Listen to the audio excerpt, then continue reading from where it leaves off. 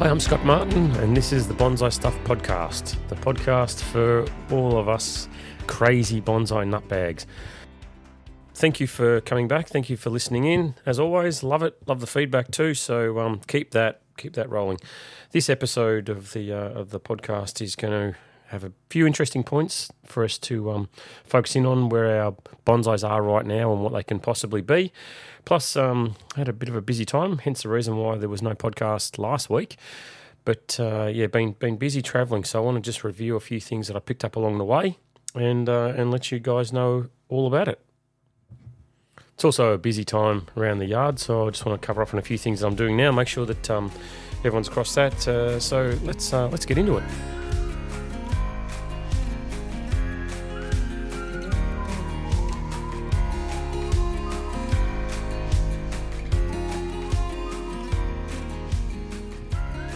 Earlier this year, I was very kindly invited to head over to South Australia, which is a southern state bordering on Victoria, which is where I'm from, and I was asked to go over by the South Australian Bonsai Society and do some workshops and private workshops and a presentation, a demonstration at the club, and I loved it. Geez, it was fun.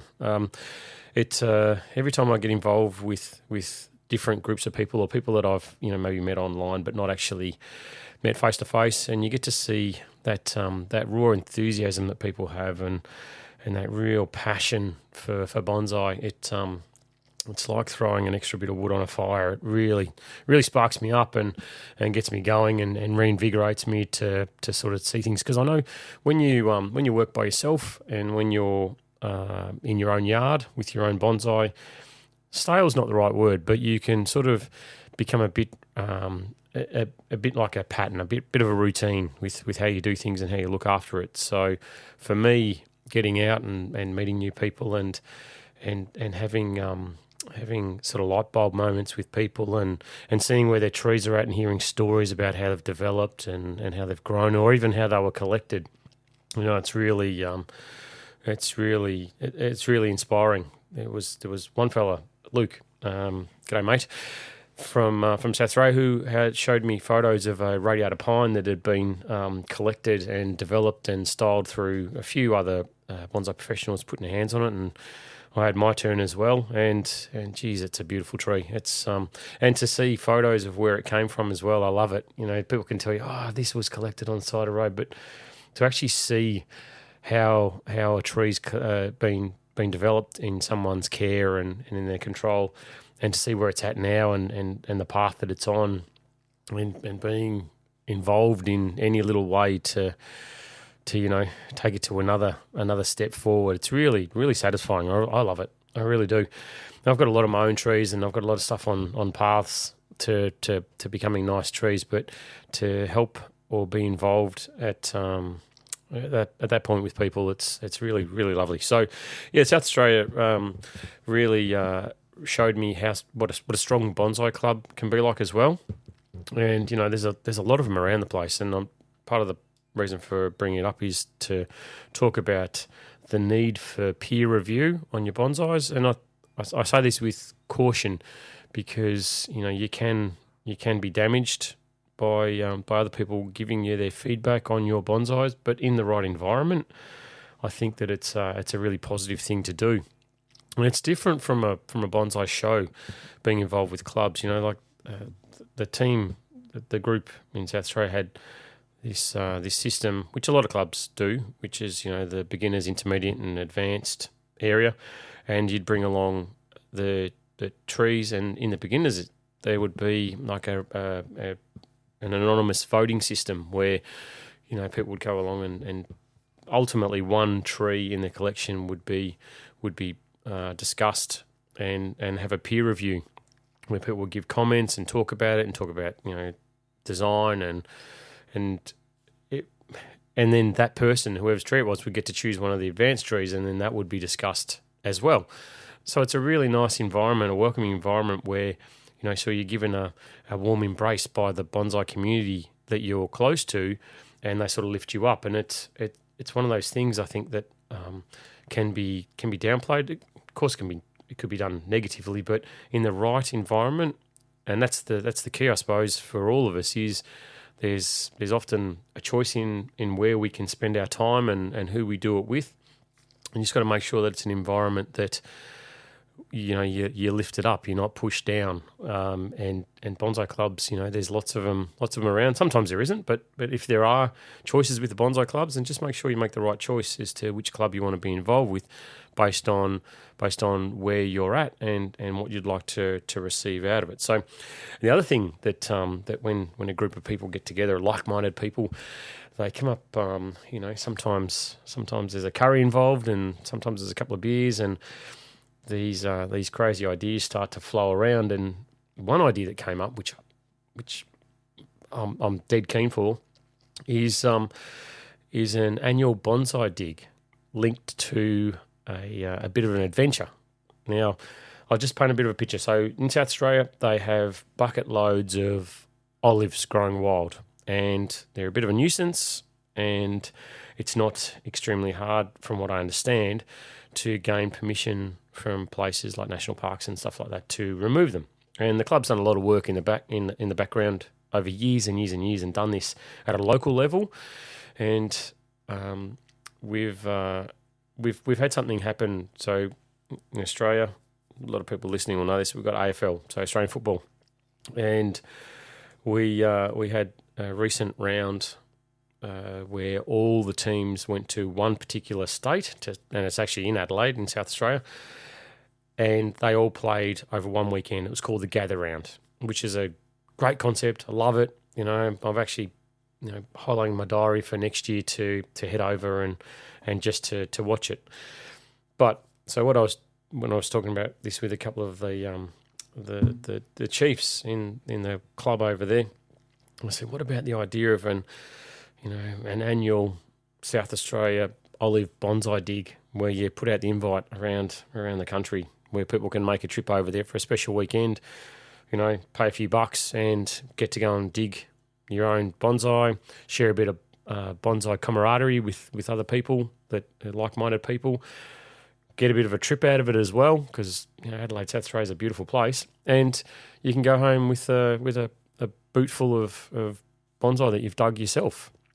Yamadori olive, which we can't really get them other places, not like this. And the guys were really keen on it too, and they're like, what a great idea, And I got shown a photo of where they do the dig, and oh my God, these things, they go as far as the eye can see. And I started salivating with the picture, because there is just so much choice there that you could have 1,000 people arrive and everyone would still get 2 or 3 beautiful olive bonsai that they could dig up to take home themselves. And it would cost you nothing more than the fuel to get there, plus a few bucks to the club and, for organising it and insurance purposes and whatever else. And everyone, it'd be a great roaring success. South Australia is a beautiful place. There's so much to see over there and so much to do, and wineries, and Adelaide itself, it's a great little town. But to have this annual bonsai dig happen, you consider the cost of everything. Cost of bonsai going through the roof, and materials sort of getting hard to come by. But the thought of actually, picking one yourself and going, yep, that's the one. Cut it down, dig it up, wrap it in plastic, take it home, pot it up, and start the process with that, and get a story behind it as well for yourself. I reckon it's an absolute winner. So we'll see what develops with that. Hopefully it takes root and really spreads, because like I said, where I'm from, it's I did the trip driving over in a day, long drive, but you can definitely make the trip worthwhile by loading up a car full of mates and get the crowbar and the chainsaw and shovel and spirited for adventure, and head over and make a weekend of it. So we'll see what comes with that.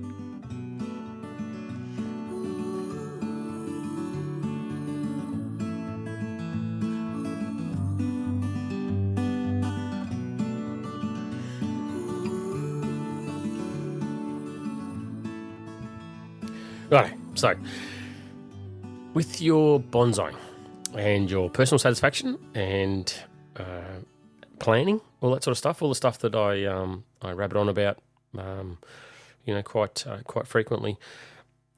I've got to give credit of this one to my daughter because she, in her place of employment, was talking about how they've got this system where there's a two-tiered or two separate sections for how performance reviews are done, and it's based on your current performance to right now. But the second part, which is really interesting, is a potential review. So you get sort of graded as to how you're going with your current performance, but then also what your future potential is and how you're performing along the path to what you want to achieve. And I thought, geez, that's a great idea for your bonsai too. Because you do it, I do it anyway because it's instinctive. You know, you look at your tree and you have a plan for the future. And it's like, how am I progressing on that path for the future? You know, it's just come out of the ground last year, and is it shot branches where I wanted them? Are those branches had light wiring, so it started? Have I started any sacrifice branches? Or if it's an older tree, yep, okay. How's the apex developing? How's the pad structure? You know, is everything looking nice? How's the bark starting to develop on the tree? How does the pot compare with the tree itself? You know, what's it doing?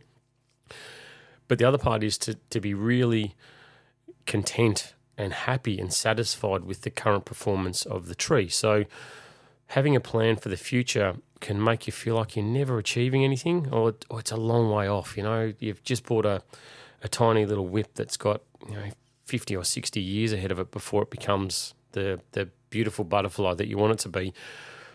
But I think I know you've got to be really happy with your current performance on where that bonsai, where that tree or that plant is at right now to make sure that you keep the fire burning, to keep the momentum happening and to make it that you're going out there and you're doing your fertilizing and doing your watering and doing your everything that we do with our bonsai.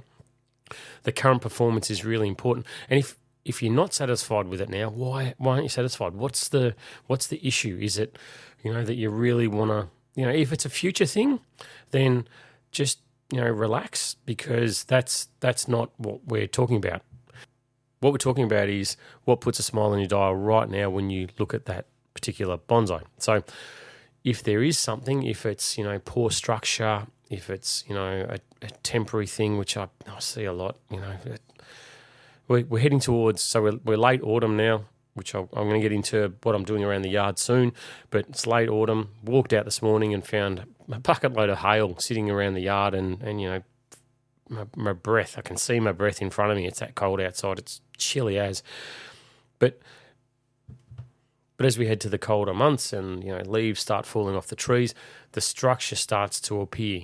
You start to see floors pretty predominant. So where you've had a beautiful summer silhouette on a deciduous and it's looked great because the leaf all looks good and you walk out there and go, yeah, that's beautiful.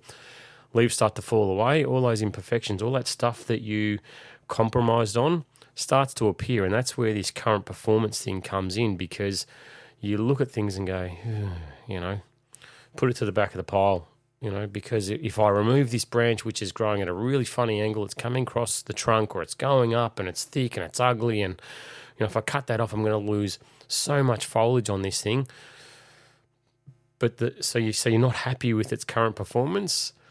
You've got to do something.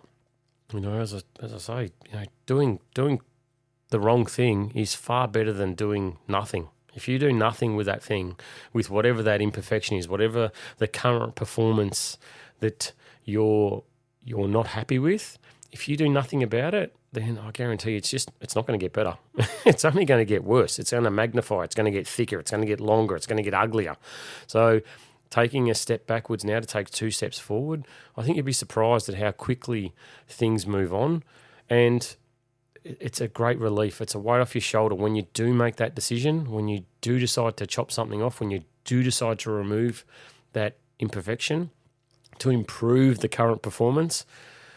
I guarantee you're going to look at it and go, what was I so worried about?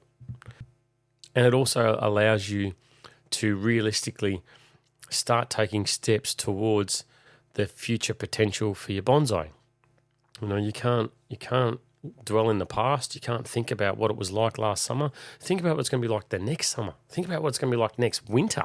So if you remove the thick, the coarse, the ugly, the stuff that's growing the wrong way, do it now, and make sure that you have that potential, that future potential. So this performance review that we're doing on our bonsai right now, and autumn's a great time. Like late autumn is a bloody brilliant time to be making pruning decisions on your deciduous before they go dormant. Make sure you get out there and make the chops and cuts and stuff like that right now on your trees, so they can heal in time for dormancy.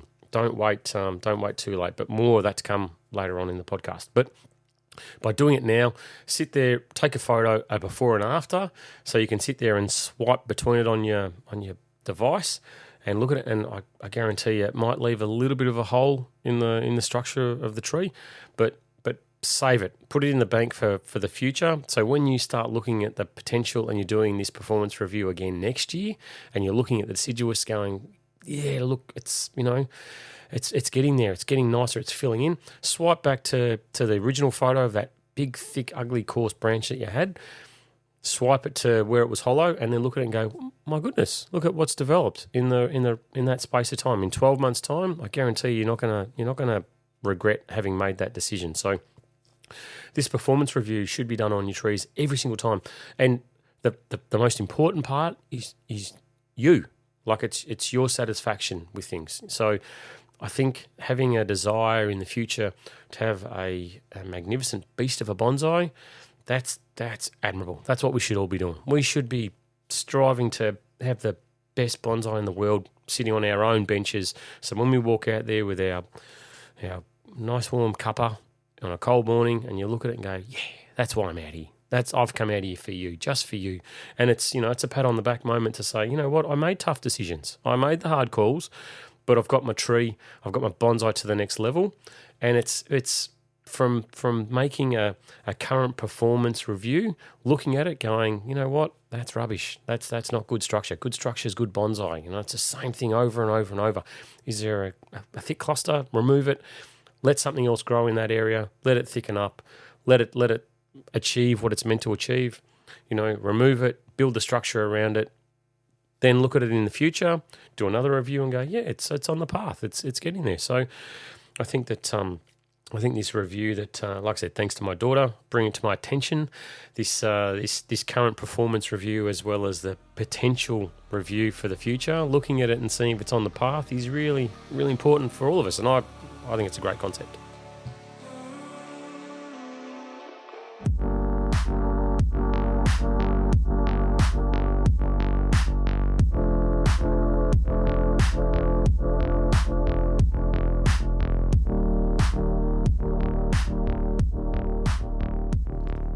Okay, so I'm in Victoria, Melbourne. You should all know that by now. And it's late, the last month of autumn before winter gets here. So, like I said, walked outside this morning for recording this podcast, and there's clumps of hail on the ground from overnight. Everything's wet, everything's damp. We've had a nice cool weather system pass over us recently, so everything's sort of a bit damp and looks like everything's really starting to slow down. The leaves on the trees, they're still changing colour, maybe not as nice as what I'd sort of hoped they'd be, because we've had this extended sort of wet period over the last little bit. But, I think in the next couple of weeks I should see some nice coloration on the deciduous before they drop their leaves or head to dormancy. So it's a really important time, really, really busy time as well. It's the last chance that we get to fertilise our trees before they do head into the dormancy period, and fertilising is just a waste of time. So I'm currently underway making sure that I pluck my finger out and get that done in the very next short period of time. Has to be done because I'm off again, travelling again soon to the other side of the country for another for a bonsai convention, which is awesome. Just limits my time in my yard, so I've got to be very efficient at the moment. The other thing that I'm doing is I'm always trying to be prepared, always trying to plan and make sure that I've got things covered off. And one of the big things that's coming up just around the corner for all of us in certain parts of the world is the repotting season. And as I talked about in the last couple of podcasts, you've got to be prepared. So one of the things that I'm doing at the moment is making up my bonsai soil. My bonsai soil, no great secret in what I use, pumice, scoria and pine nuggets. It works really well for me, and you can see the results on every single one of my trees on Instagram or Facebook for that mix. And I use it on all of my trees, but it takes preparation. So I've got to get the little cement mixer out and some tubs and a shovel and start putting all this stuff together and bagging it up, getting it ready. So there's a lot of time coming up for me doing that. So the other thing that I talked about earlier in the podcast is this time of year, it's a really nice time to be working on your deciduous, making the final pruning decisions before dormancy. So just as the leaves are starting to fall off, they're changing colour, the tree's not at dormancy yet, so the cuts that I make will still have time to heal before going to sleep. So anything that, as I was saying earlier, any compromise in the structure can be sorted out now. I leave large pruning, major pruning to spring when the tree can heal a little bit longer. So it's more the ramification or the structural pruning that I'm talking about doing at the moment with the deciduous. It's a last chance for me to go through and make some cuts, improve the structure, make them look pretty before they go to sleep, and to make sure that the trees can heal. The other thing that's happening at the moment around the yard is a lot of pine work. There's the bucket load. I've still got another month or so to sort that all out. I want to make sure that I've got it all done prior to repotting, prior to waking up from their slumber and starting to push new roots. So I've got to fix the structure on my pines and pluck needles and wire and shape and make them look like pretty little things that they should be. But if you don't, then you're going to end up with these big clusters of growth that are going to get thick and coarse and ugly, and everything just starts to grow out of shape. So it's a really important time for me with my pines to be on top of it. And as I said, it's it's one of those things that you've got to make sure you've got a good hand cleaner for, because it's messy work, but it's absolutely vital for me around my yard. One of the main things that I'm doing at the moment constantly, it seems to be every couple of days, if at the most every couple of days, is cleaning up debris. It's it's been something I've talked about a lot, but it's something, just a reminder. Make sure if you've got fallen leaf litter anywhere around the yard, just remove it as quick as you can, because it's a little haven for all those little nasties that can cause some serious issues with the trees and take nest and take root in your trees themselves. So make sure that you are doing a thorough check. The other thing, if I learned this the hard way, if you're picking up your pots and moving them around, just check for spiders underneath and take care of them. Don't, especially in Australia, we get this lovely spider called the redback spider that loves to get into these little places. So a tip from the wary is to make sure that you tilt your trees backwards, have a look underneath there before you start grabbing your pots and moving them, or just use some gloves. That's probably the easiest thing, but just watch out for those little nasties. And another thing that I'm doing, there's a lot going on this time of year for something that it's a time that's wet and cold. There seems to be a lot going on, but I'm actually doing a bit of stuff in the next short period with my ground-grown trees. I've got a few trees in the ground that have been there for quite a while, and I have this plan to go through and do an analysis and check them, current performance, if you like. So have a look at them and also a potential for the future. Look at them and say, should they be in the ground any longer? Can they get lifted? Do they need to get lifted, have their roots worked, and then be put back into the ground? Should they come out, go into grow pots? All that sort of stuff. So I'm actually just reviewing a lot of the stuff that I've got in the ground now to analyse and see whether it needs to come up. And there's a few that, definitely going to get lifted out of the ground and start their little bonsai life after quite a period of time in the ground. And there's a few that are going to stay there for a little bit longer to develop. And I'm also getting ready to start making sure that I've got the contents for air layering, which will be something that'll happen at the end of the dormancy period for me. So I've got to make sure that I've got everything ready to go for that, and make sure that I've got any trees that I've got a flowering plum in the backyard that I love, and it's very pretty. Puts out the flowers, very nice. So I go and have a look at the branch structure on that and think, could that be a potential bonsai? So I'm starting to identify these things now as I start to lose leaves on trees, and make some choices as to whether an air layer would be something that would be of benefit to me and growing my bonsai collection. Not that I really want to grow more trees, but it's definitely an opportunity that I can take at the moment to plan for. And one really important thing that I'm doing at the moment too is checking the trees for being too wet. Now that's a serious thing, and if you catch it early enough, it's not going to cause a problem for you during winter. But if you leave it too long, then you can start getting root rot, and then you won't see the impact of it for a little while until spring next, later this year for us in Australia, when there's dead branches and maybe some dieback on the tree. So one of the things that I use as a sort of a catalyst after having a few wet days is to look for a slimy sludge that starts to build up on the root ball itself, on the top of the surface of the pot, or excess moss starting to grow as well.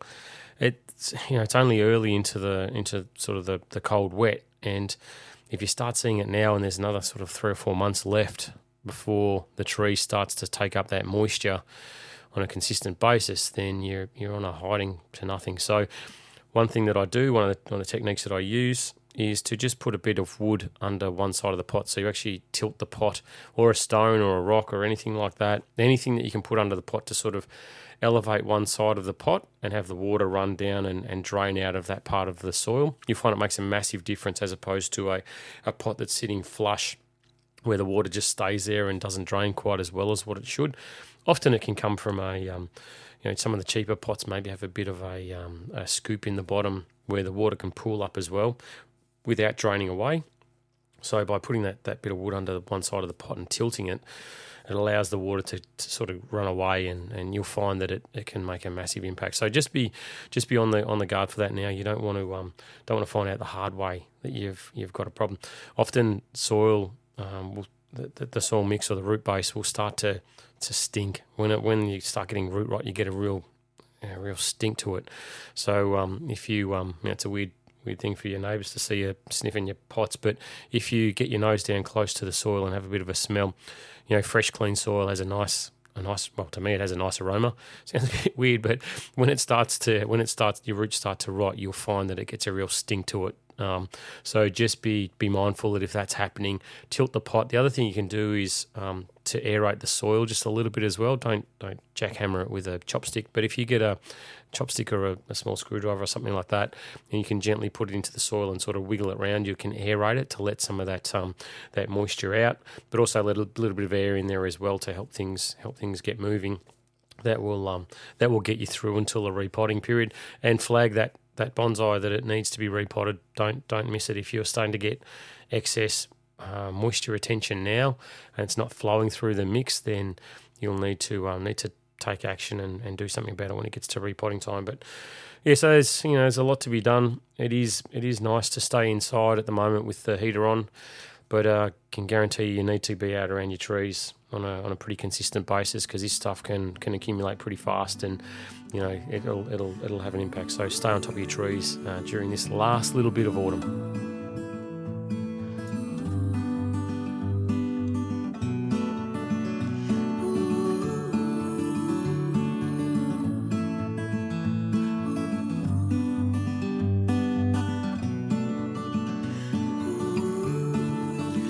Right, that's a wrap on this podcast. Thanks for sticking around. Hope it was interesting for you. Hope it inspires you to get out there with your trees. Like I said, fertilise. Last chance we're going to get. Really makes a big difference. Improve the health and strength of the tree, which you'll see next year. Especially if you're going through doing that performance review, you see something, you got to remove it.